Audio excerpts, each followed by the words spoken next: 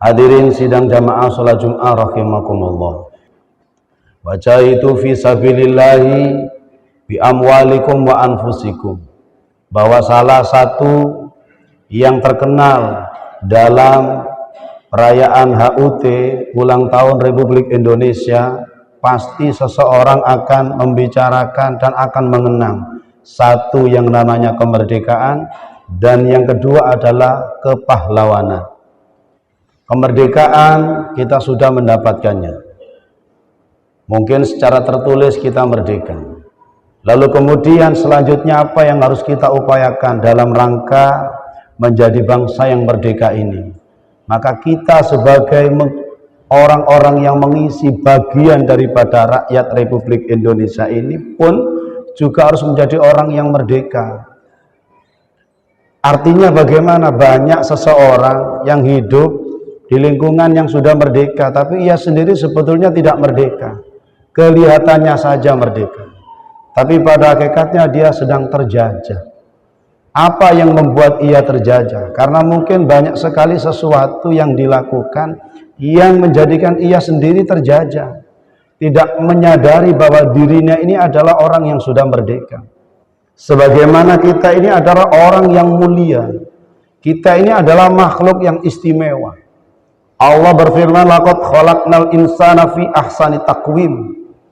Manusia aku jadikan ciptaanku yang super istimewa. Tidak ada makhluknya Allah yang seperti manusia. Sampai Allah menjadikan seluruh isi dunia ini, menciptakan langit, bumi, lautan, pegunungan, para malaikat, semuanya untuk melayani manusia. Berarti manusia adalah makhluk yang istimewa. Lalu kalau kita sendiri tidak mampu menjaga keistimewaan kita, maka kita akan berbalik tidak menjadi istimewa, maka kita menjadi orang yang biasa-biasa saja, bahkan yang sangat hina, na'udzubillah. Salah satunya dengan apa menjaga keistimewaan itu agar terus meningkat yang namanya keistimewaan ini? Dengan cara menjaga perilaku kita satu. Yang kedua dengan cara merubah bagaimana kebiasaan buruk cara kita berbicara. Karena itu adalah salah satu hal terkecil yang dapat kita rubah sehari-hari tanpa mengeluarkan biaya apapun, tanpa mengeluarkan ragat apapun. Hanya dua itu tadi, dan manfaatnya luar biasa. Orang akan menilai kita ini adalah makhluk yang hebat karena kita mampu menjaga bagaimana apa yang kita ucapkan.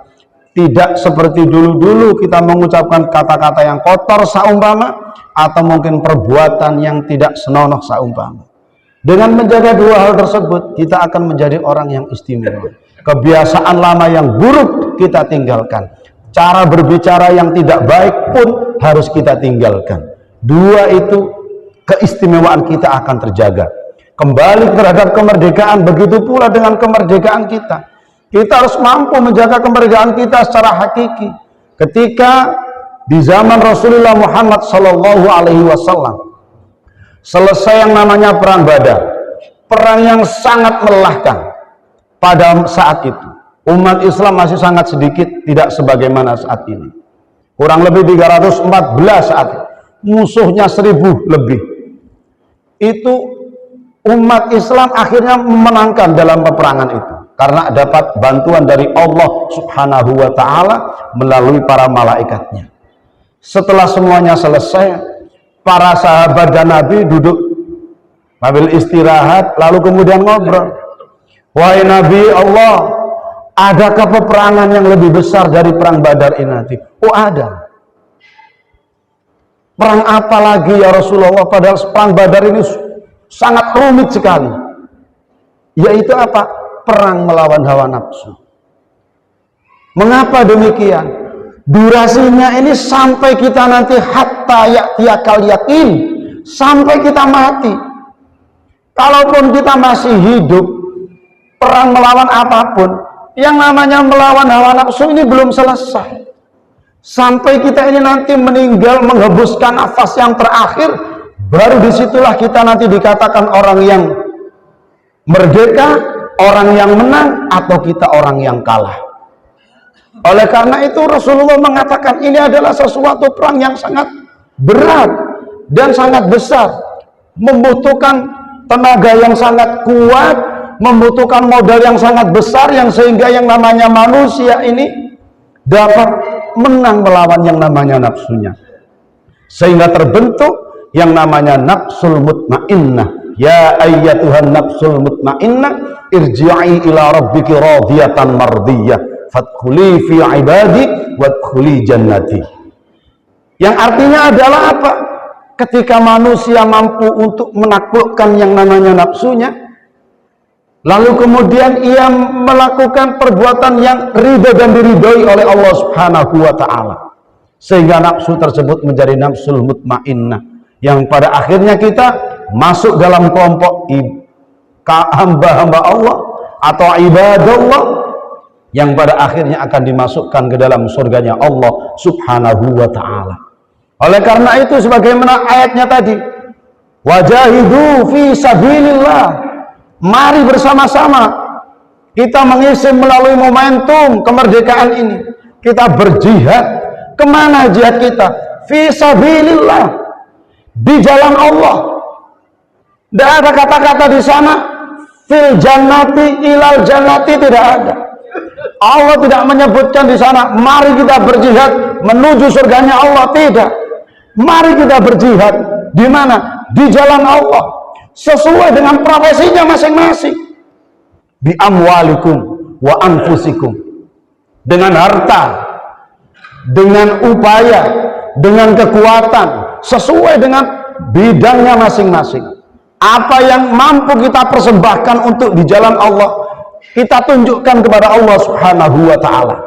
Ada yang dengan pangkatnya, melalui kebijakan-kebijakannya, bagaimana kebijakan yang dikeluarkan dari skup terkecil, mulai dari RT, RW dan seterusnya, yang sehingga lingkungan ini terbentuk menjadi lingkungan yang islami. Anak-anaknya semuanya berakhlakul karimah. Ketika ada yang namanya kemungkaran mulai terbit, mulai ada di lingkungan, bagaimana dengan kekuasaannya mencegah, melarang dan seterusnya, mengisi kemerdekaan itu. Oleh karena itu, fisabilillah, kita semuanya sesuai dengan bidang kita masing-masing.